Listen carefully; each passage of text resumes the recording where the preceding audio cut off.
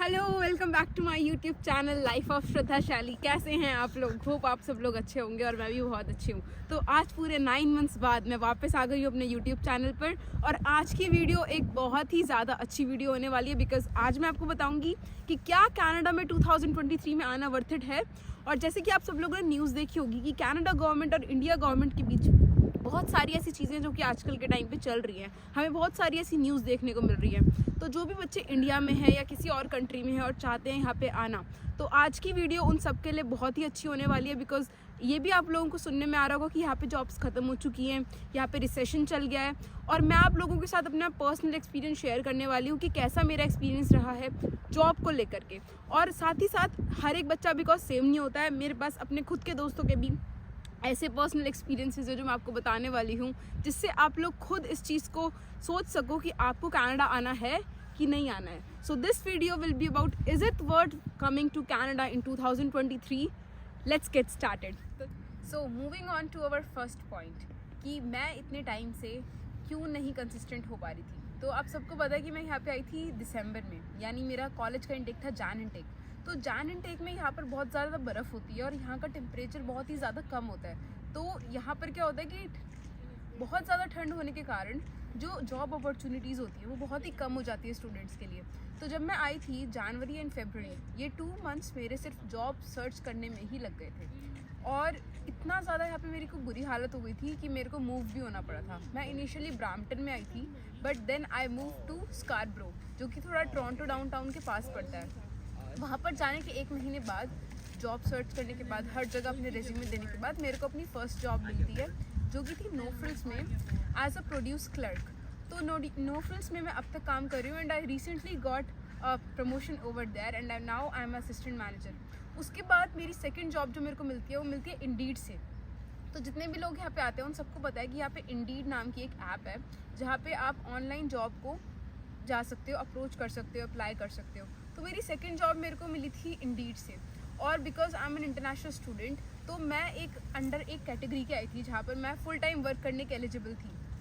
आप लोगों को पता है कि स्टूडेंट सिर्फ 20 आवर्स वर्क कर सकते हैं, लेकिन कुछ बच्चे ऐसे थे जो हम लोगों के साथ थे जिन्होंने 7 अक्टूबर से पहले जिनका वीज़ा आ गया था, तो वो लोग फुल टाइम वर्क कर सकते थे। तो बाय गॉड्स ग्रेस मैं फुल टाइम वर्क कर सकती थी। तो मेरे को अपनी दूसरी जॉब मिली जो कि थोड़ा दूर थी टाउन से। तो जब मेरे साथ कॉलेज और वर्क दोनों चीज़ें मेरे को मिल गई, मेरी 2 जॉब्स और कॉलेज भी मेरा था, तो उस टाइम लाइफ इतनी हेक्टिक हो गई कि मैं यूट्यूब चैनल या किसी और चीज़ के ऊपर फोकस करना मैं रह गई हूँ। और अभी जो मैं वापस आई हूँ वो भी मैं इसलिए वापस आ पाई हूँ बिकॉज अभी मेरा 4 मंथ्स का ब्रेक चल रहा है और इस ब्रेक में मैं अपने लिए टाइम निकाल पाती हूँ। तो that's why I started again. तो अब देखो, इस चीज़ से आपको एक चीज़ भी समझने को मिली होगी कि मैं इस टाइम पे 2 जॉब्स कर रही हूँ।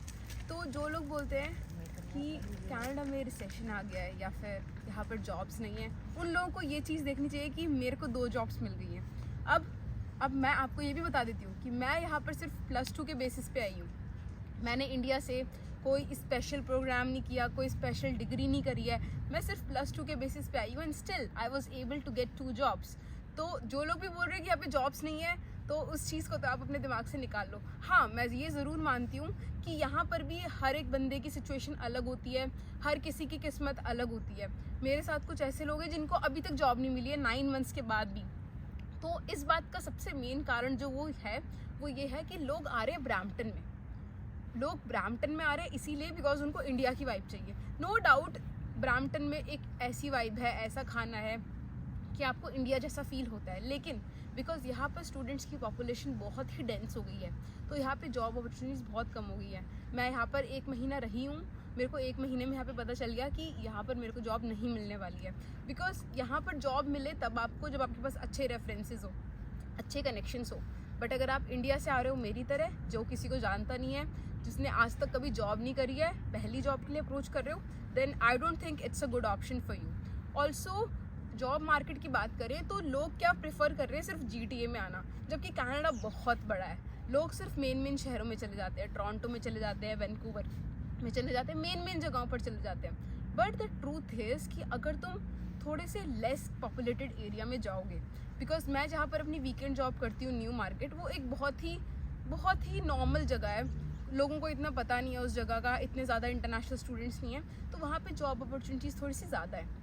लेकिन अगर आप ब्रैम्पटन, स्कारब्रो, मिसिसागा इन जगहों की बात करो तो आपको हर जगह स्टूडेंट्स मिलेंगे, और स्टूडेंट्स का मतलब जॉब अपॉर्चुनिटीज़ कम हो जाएगी।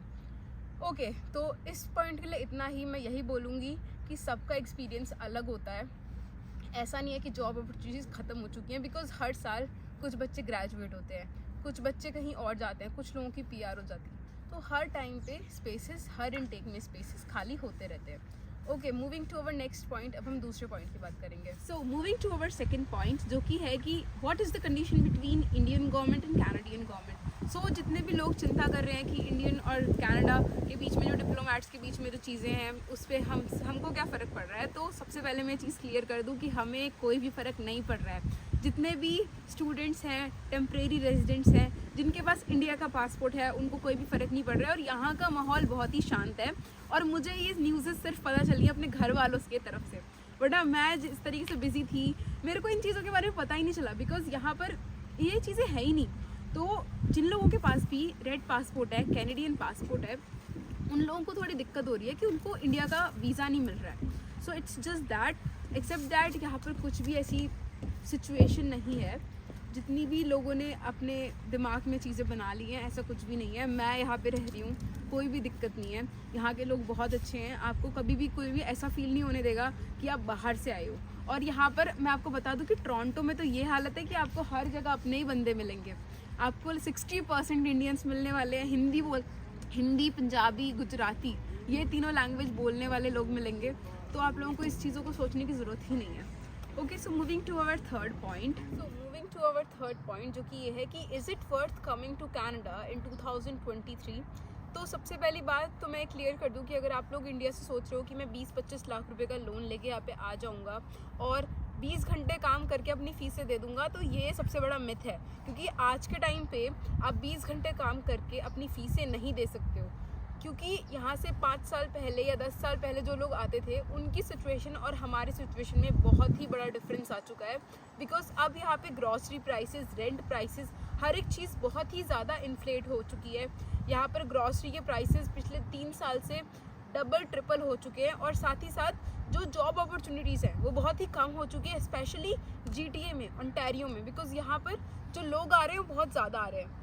और ये अकेली सिर्फ मैं नहीं बोल रही हूँ, अगर आप लोग यहाँ के लोगों से बात करोगे, स्टूडेंट से बात करोगे, तो सभी लोग इन चीज़ों को फेस कर रहे हैं। इवन कैनेडियन सिटीजन्स, PR लोग भी इस चीज़ को फेस कर रहे हैं कि यहाँ पर जो पहले 5 साल पहले जो यहाँ पे चीज़ें थी वो अब यहाँ पर नहीं लागू होती हैं। तो अगर आप ओंटारियो में या GTA में आना सोच रहे हो, तो आप लोग अपने घर वालों से भी एक चीज़ बना के रखना, बिकॉज अगर आपको जॉब नहीं मिलती है यहाँ पर, तो इन केस आपको पैसे मंगाने पड़ सकते हैं इंडिया से। और मैंने अपनी 1 सेमेस्टर की फ़ीस खुद से दे दी है, और मैं शायद 2nd सेमेस्टर की भी खुद से दे दूँगी, गॉड्स ग्रेस। लेकिन हर किसी बंदे के साथ सेम नहीं होता है। अगर मैं अपनी फ़ीस दे पा रही हूँ तो वो इसलिए दे पा रही हूँ बिकॉज मैं 50-60 घंटे काम कर रही हूँ, और आज के टाइम पे 50-60 घंटे की जॉब मिलना इज़ अ बिग थिंग। नहीं मिल रही है लोगों को, अगर मिलती भी है लोगों को तो ठंड में उनको निकाल देते हैं जॉब से, बिकॉज जॉब्स बंद हो जाती हैं। ऐसे मेरे साथ बहुत सारे लोग हैं जिनको जॉब से निकाल दिया गया है जस्ट बिकॉज कि ठंड आने वाली है। अक्टूबर का महीना स्टार्ट हो गया और आप लोग देख रहे हो मैंने जैकेट पहनी हुई है, बिकॉज अब से ठंड स्टार्ट होनी हो चुकी है यहाँ पर। कुछ ही दिनों में हो सकता है स्नोफॉल भी हो जाए। तो कनाडा वर्थ इट आना है कि नहीं, वो आप पे डिपेंड करता है। अगर आप लोग ओंटारियो या GTA के अलावा और सिटीज़ में आना प्रेफर करोगे, फॉर एग्जांपल आप दूर चले जाओ, आप नोवा स्कॉशिया, कैलगरी वगैरह अगर आप चले जाओगे, तो इससे सबसे बड़ा बेनिफिट तो जो +2 वाले बच्चे हैं उनके लिए ये है कि हम सब लोग यहाँ पे क्यों आ रहे हैं, हम लोग यहाँ पे PR लेने के लिए आ रहे हैं, सिटीजनशिप लेने के लिए आ रहे हैं। और अगर आप +2 के बाद ओंटारियो में आ जाओगे तो आपके स्कोर्स ही नहीं बनेंगे। लेकिन अगर आप एल्बर्टा, नोवा स्कॉशिया ऐसी जगह पर मूव हो जाओगे, तो सबसे पहली बात कि ये जगह डेंस नहीं है, इतने ज़्यादा लोग यहाँ पे नहीं आते। वो अब ठंड की वजह से नहीं आते हैं, पॉपुलैरिटी की वजह से नहीं आते हैं, मुझे नहीं पता, लेकिन इतने लोग बिकॉज वहाँ पे नहीं जाते हैं, तो आप लोगों के जॉब अपॉर्चुनिटीज़ के जो चांसेस हैं वो बहुत ही हाई रहते हैं। वहाँ पे आपको जॉब्स मिल जाती हैं। दूसरी बात, कनाडा में क्या होता है कि PNP होता है। PNP एक टाइप का एक इनका प्रोग्राम है गवर्नमेंट का, कि अगर आप लोग ऐसे अटलांटिक प्रोविंसेस में जाके पढ़ाई करते हो तो आपके PR में 200 पॉइंट्स इंक्रीज़ हो जाते हैं। तो वहाँ से भी आपको इस चीज़ का बेनिफिट रहेगा कि अगर आप +2 के बाद आ रहे हो, आप 2 साल का प्रोग्राम लेके आ रहे हो, और अगर आप इन रीजंस में जा रहे हो, तो पहली बात आपकी PR के चांसेस बढ़ गए, दूसरा आपकी जॉब अपॉर्चुनिटीज़ के चांसेस बढ़ गए। तो इस टाइम पे कनाडा में वर्थ इट आना है कि नहीं है, वो सबसे पहले आप ही के ऊपर डिपेंड करता है। अगर आप +2 के बाद आ रहे हो तो थोड़ा सा अपना चीज़ें देख करके आओ, क्योंकि मैं जो हूँ, मेरा प्रोग्राम है 3.5 साल का, तो मैं अपना एक बड़ा प्रोग्राम लेके आई हूँ, और मैं अपने घर वालों को ये चीज़ें बता के आई थी कि हो सकता है आपको मेरे को फाइनेंशियली हेल्प करनी पड़े। तो ये चीज़ सब लोग अपने दिमाग में रखो। अगर तुम सोच रहे हो कि तुम कनाडा आओगे 2 साल का प्रोग्राम लेके और तुम्हारे साथ सब कुछ अच्छा होने वाला है, तो ऐसा नहीं है। मैं तुमको डिमोटिवेट भी नहीं कर रही हूँ, मैं तुमको बहुत ही ज़्यादा चढ़ा भी नहीं रही हूँ। मैं एक ट्रूथ बता रही हूँ, एक रियलिटी चेक दे रही हूँ तुमको कि हर एक इंसान के लिए चीज़ें अलग होती हैं। हो सकता है तुम आओ यहाँ पे, तुमको कल ही के दिन तुमको जॉब मिल जाए, तुम्हारे लिए सब कुछ बहुत अच्छा हो जाए, लेकिन हो सकता है कि तुमको 9 महीने तक, 8 महीने तक तुमको जॉब ही ना मिले। उस केस में क्या होगा कि तुम्हारी GIC जो आती है $670 या कुछ लोगों की $720, तुम $720 में, $670 में तुम नहीं चला सकते हो। आज के टाइम पे जहाँ पे प्रेस्टो की कीमत 128 हो चुकी है, रेंट 500 से कम नहीं हो रहा है, ग्रॉसरी इतनी महंगी हो गई है, फ़ोन के बिल्स इतने महंगे हो गए हैं, उस टाइम पे तुम 670 में अपना घर का गुजारा, 1 महीने का गुजारा नहीं कर सकते हो, तुमको वर्क करना ही पड़ेगा।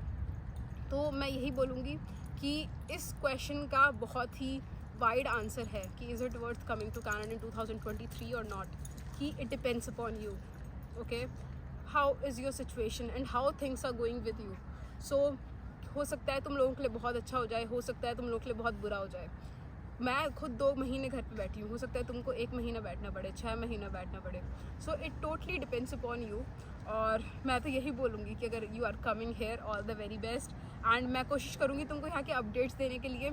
और अगर तुम जॉब के लिए रिसर्च कर रहे हो, तुमको टिप्स एंड ट्रिक्स देने के लिए भी मैं एक वीडियो ज़रूर बनाने वाली हूँ।